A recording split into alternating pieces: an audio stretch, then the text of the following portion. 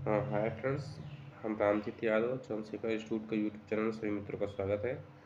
और हम आज एसएससी में जितने प्रीवियस ईयर पूछे गए प्रश्न हैं विज्ञान से, मतलब वनस्पति विज्ञान से, उनको लेकर के आए हैं। तो चलिए बिना देखे हम पेपर को सॉल्व कर रहे हैं, आप लोग भी सॉल्व करिए इसको। तो शीत संवेदी पादपों की झिल्ली के लिपिड में क्या होता है? झिल्ली के लिपिड में क्या होता है? ठीक है, तो इसका क्या होता है? पहला विकल्प है कम अनुपात में संतृप्त वसा अम्ल, या कम अनुपात में असंतृप्त वसा अम्ल, या समानुपात में संतृप्त असंतृप्त वसा अम्ल, या उच्च अनुपात में असंतृप्त वसा अम्ल। ठीक है, तो क्या होता है? तो इसका सही उत्तर है विकल्प डी, उच्च अनुपात में असंतृप्त वसा अम्ल होता है। चलिए इसको विस्तार से देख लेते हैं।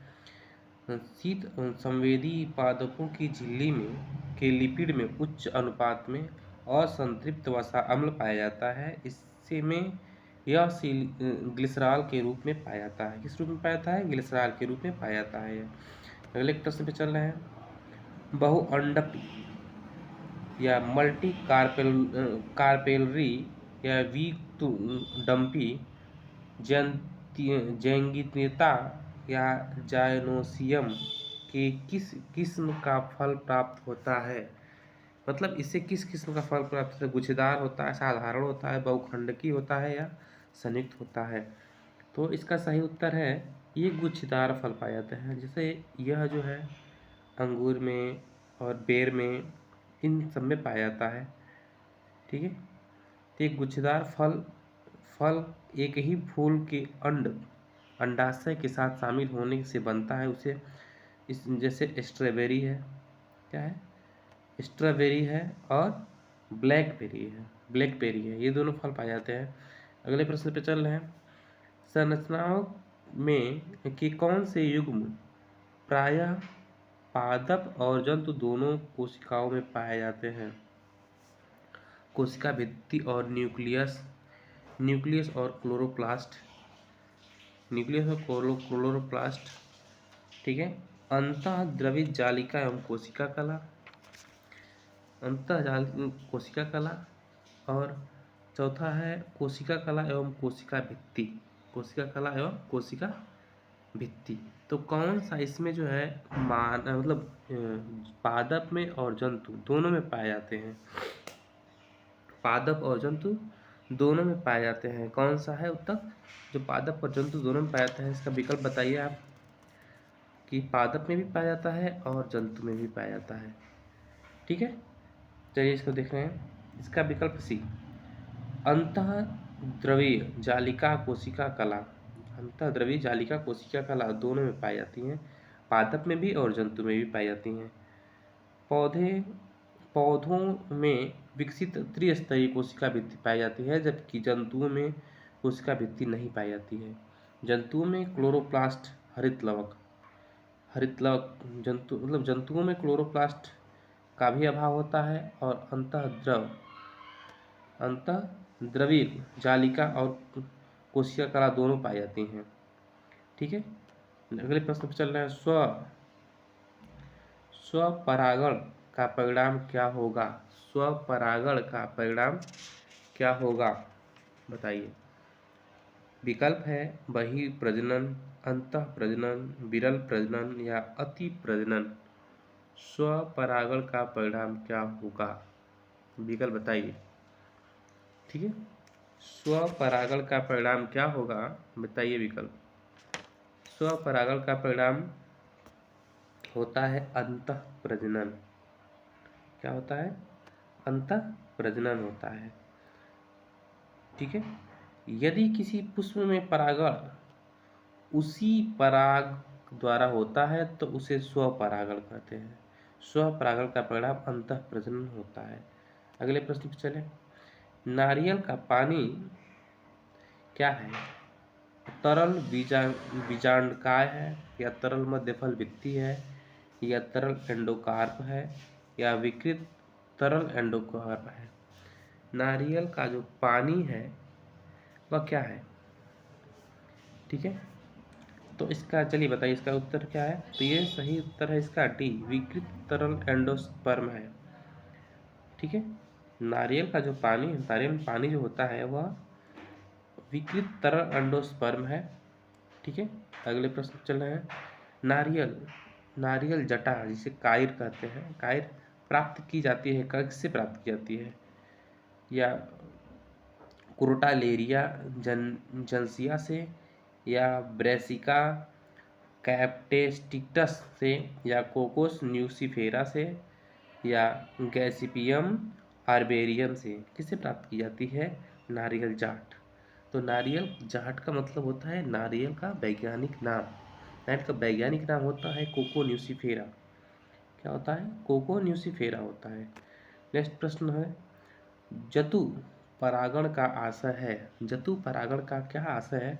पत्तियों का उत्पादन, फूलों का उत्पादन, या आंधी द्वारा परागण, या जतुक द्वारा परागण।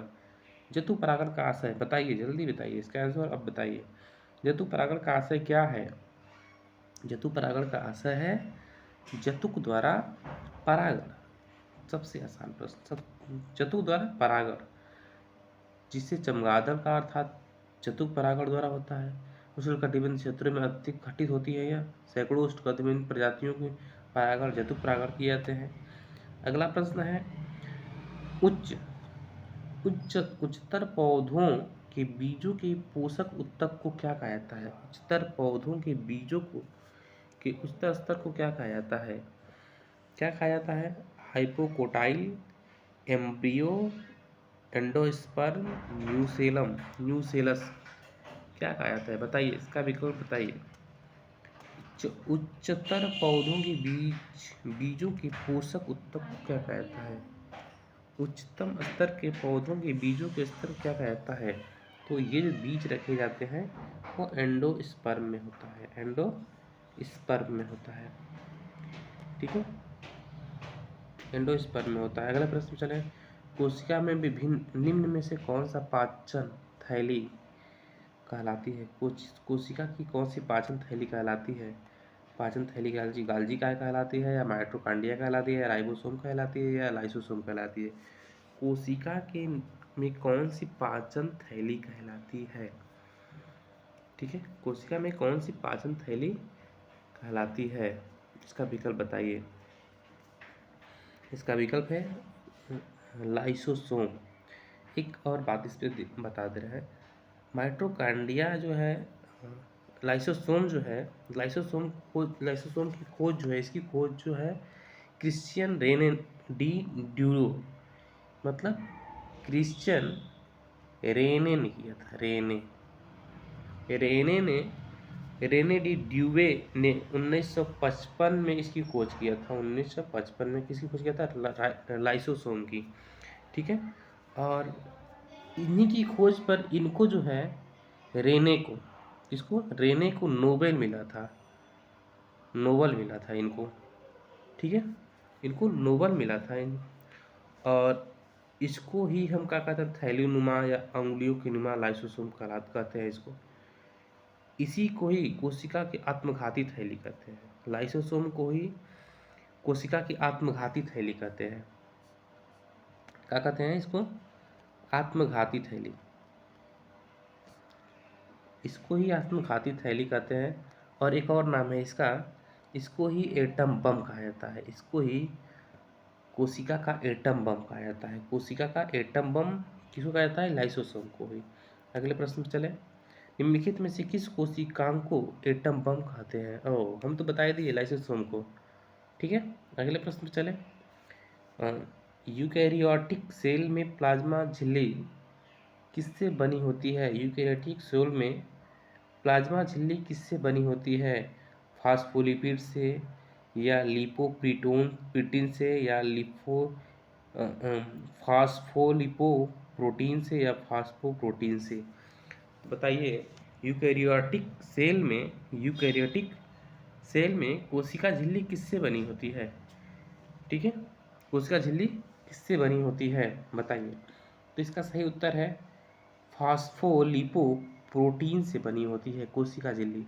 यूकैरियोटिक दो सेल होती है, यूकैरियोटिक और एकैरियोटिक होती है। तो यूकैरियोटिक में जो सेल होती है प्लाज्मा झिल्ली, वो जो है फास्फोलिपो प्रोटीन से बनी होती है। ठीक है, यूकैरियोटिक सेल में प्लाज्मा झिल्ली फास्फोलिपिड प्रोटीन से बनी होती है। अगले प्रश्न में चलें। चालनी पट्टी का एक भाग है।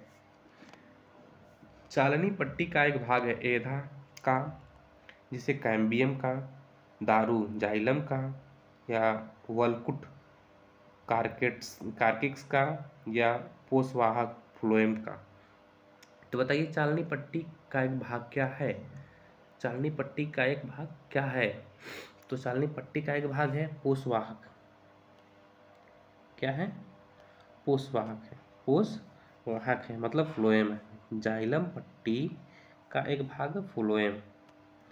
ठीक है, जाइलम एक तरह का फ्लोएम भी पौधे में पाया जाने वाला एक संवहन उत्तक है। यह संवहन बंडल के अंदर पाया जाता है और इसका निर्माण 4 प्रकार की कोशिकाओं से होता है। चालन नलिकाओं से, सहकोशिकाओं से, या फ्लोएम मृतक से, या तो फ्लोएम तंतु से मिलकर होता है। अगले प्रश्न पर चलें।